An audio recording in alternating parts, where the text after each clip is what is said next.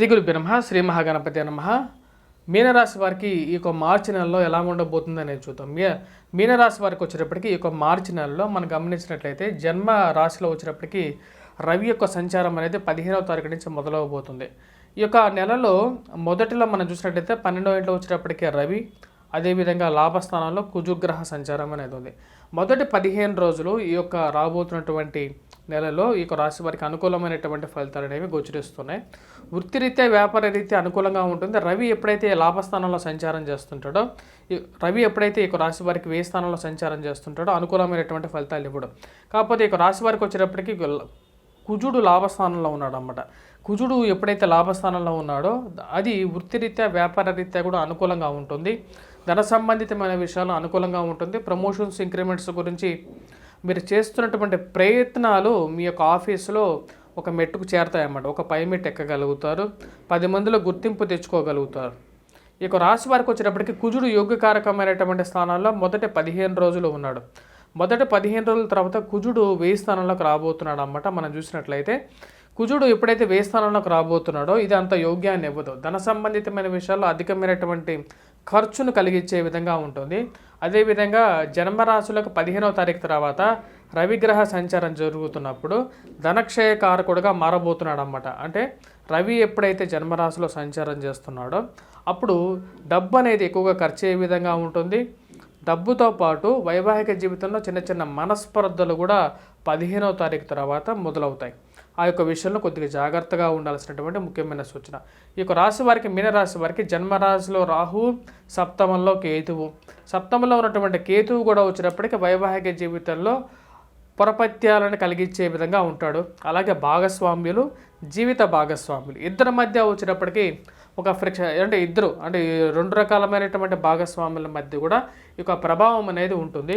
కానీ ఈ యొక్క రాశి వారికి వచ్చినప్పటికీ కుటుంబ స్థానం, ధనస్థానంలో గురువు యోగ్యకారకమైనటువంటి స్థానంలో ఉన్నాడు అన్నమాట. గురువు, బుధుడు కలిసి మార్చి 26వ తారీఖున మీనంలో మీనరాశి వారికి ధనస్థానంలో కలవబోతున్నారు అన్నమాట. ఇది యోగకారకమైనటువంటి స్థానంగా చెప్పొచ్చు. దీని ద్వారా వచ్చేటప్పటికీ మార్చి 26వ తారీఖు నుంచి ధన సంబంధితమైన విషయాల్లో అనుకూలంగా ఉండబోతుంది. తల్లిగారితో సఖ్యత పెరగబోతుంది. గృహవాహన కొనుగోలు సంబంధితమైన విషయాలు ముడిపడతాయి ఈ యొక్క నెల చివరికి. దానికి ముఖ్య కారణం వచ్చేటప్పటికి గురువు, బుధుడు యొక్క మార్పు అనేది ధనస్థానంలోకి మారటం.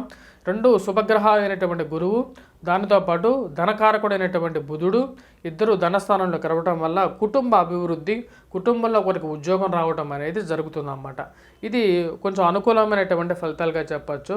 వివాహ ప్రయత్న సంబంధితమైన విషయాలు కూడా ముడిపడటానికి అత్యంత యోగకారకమైనటువంటి టైంగా కూడా చెప్పచ్చు అన్నమాట. అదేవిధంగా ఈ రాశి వారికి వచ్చేటప్పటికి జన్మరాశిలో ఉన్నటువంటి రాహువు వచ్చేటప్పటికి నిర్ణయం తీసుకోలేనటువంటి శక్తి అన్నమాట. అంటే ఒకసారి ముందుకి వెనక్కి ఆలోచించేటువంటి మెంటాలిటీని కలిగిస్తాడు. అంటే వెళ్దామా వద్దా, ఎలా వెళ్దాం ముందుకి అని చెప్పి, అంటే తర్జనా భర్జన అంటారు కదా, తర్జనా భర్జన తీసుకునేటువంటి ఒక డెసిషన్ మీద ఉండలేనటువంటి పరిస్థితి ఏర్పడుతూ ఉంటుంది కొన్నిసార్లు. అటువంటి పరిస్థితి అనేది ఈ యొక్క రాశి వారికి ఏర్పడుతున్నది అన్నమాట. దీనికి ముఖ్య కారణం జన్మరాశిలో ఉన్నటువంటి రాహు.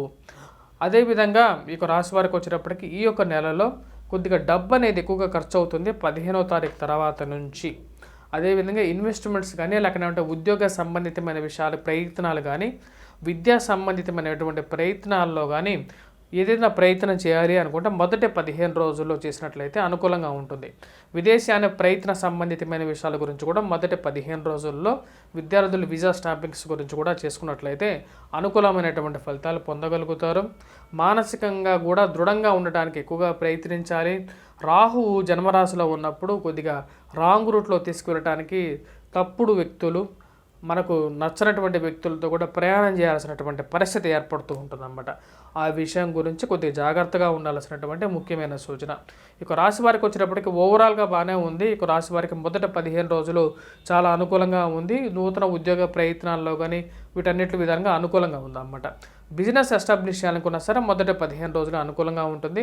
మీ స్వజాతకాన్ని మరియు అదేవిధంగా గోచారాన్ని రెండింటిని కంపేర్ చేసి చూడాలన్నమాట. జాతకం అనేది ఎప్పుడైనా సరే మీరు ఏదైనా కొత్తగా ఇన్వెస్ట్మెంట్ కానీ లేకుంటే బిజినెస్ కానీ ప్లాన్ చేసినట్లయితే మటుకు కంపల్సరీగా మీ యొక్క జాతకాన్ని, అదేవిధంగా మీ యొక్క గోచారాన్ని కూడా పరిగణనలోకి తీసుకున్న తర్వాతే జాతకాన్ని ముందుకు వెళ్తే బాగుంటుంది.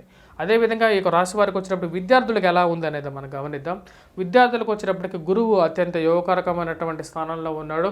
పోటీ పరీక్షల కోసం ప్రిపేర్ అవుతున్నటువంటి విద్యార్థులు కొద్ది ఎక్కువగా కాన్సన్ట్రేట్ చేయాలి. ఎందుకంటే రాహు జన్మరాశిలో ఉన్నప్పుడు అంటే ఫ్రెండ్స్ అండ్ రిలేటివ్స్లో కానీ లేకుండా ఉంటే ఫ్రెండ్స్ ద్వారా కానీ కొంచెం డిస్ట్రాక్టివ్గా ఎక్కువగా ఉంటారన్నమాట. రాహు వచ్చినప్పటికీ మనం చూసినట్లయితే ఇంట్లో ఉన్నటువంటి టీవీస్, ఎలక్ట్రానికల్ అప్లయన్సెస్, మొబైల్స్ వీటన్నిటిలో కేంద్రీకృతమై ఉంటాడని చెప్పి శాస్త్రం చెప్తుంది అన్నమాట. కాబట్టి వాటన్నిటిని కొంచెం దూరంగా పెట్టి కొద్దిగా కాన్సన్ట్రేట్ చేసి చదవగలిగితే ఈ యొక్క రాశి వారికి రేపు రాబోతున్నటువంటి మే వరకు గురువు యోగకారకమైనటువంటి స్థానంలో ఉంటున్నాడు కాబట్టి మంచి అనుకూలమైనటువంటి ఫలితాలు ఇవ్వబోతున్నాడు అన్నమాట ఈ యొక్క రాశి వారికి. మరిన్ని సానుకూలమైనటువంటి ఫలితాల కోసం మీ యొక్క రాశి వారు ఎటువంటి పరిహారాలు చేయాలి అనేది మనం చూద్దాం. రాహుగ్రహ అనుకూలత కోసం విద్యార్థులు ముఖ్యంగా వచ్చేటప్పటికీ రాహుగ్రహ అనుకూలత కోసం వీరు వచ్చేటప్పటికి సుబ్రహ్మణ్యేశ్వర స్వామిని ఎక్కువగా పూజించాలి, దుర్గాదేవిని కూడా ఎక్కువగా పూజించాలి. అదేవిధంగా గురుగ్రహ అనుకూలత అనేది వీరికి ఉంది పుష్కలంగా. వాటితో పాటు వీరు చేయాల్సినటువంటి ముఖ్యమైనది వచ్చేటప్పటికి సరస్వతి గ్రహ కవచాన్ని పఠించినట్లయితే చాలా అనుకూలంగా కూడా ఉంటుంది. రవి జన్మరాశిలోకి రాబోతున్నాడు కాబట్టి జ్వరపీడత్వాన్ని కలిగించడానికి ఆస్కారం అనేది గోచరిస్తుంది. ఆరోగ్యపరంగా కొంచెం ప్రాబ్లమ్స్ క్రియేట్ చేయగలుగుతాడు అన్నమాట 15వ తారీఖు తర్వాత. కాబట్టి ఆరోగ్యంలో బ్లడ్ ప్రెషర్ కానీ లేకుండా ఉంటే ఆరోగ్యంలో కొంచెం స్థిరత్వాన్ని పెంపొందించుకోవడం కోసం మీరు చేయాల్సింది సూర్యనారాయణ నమస్కారాన్ని చేయాలి. సూర్యుడికి ఎక్కువగా పూజించాలన్నమాట. అదేవిధంగా కుజుడి యొక్క అనుకూలత కోసం 15వ తారీఖు తర్వాత వీరు ధరించాల్సింది సింధూరాన్ని ధరించండి. వీటితో ఈ యొక్క నెల అనేది ప్రశాంతంగా నడుస్తుంది. అందరూ బాగుండాలి. స్వస్తి. Please do subscribe and share.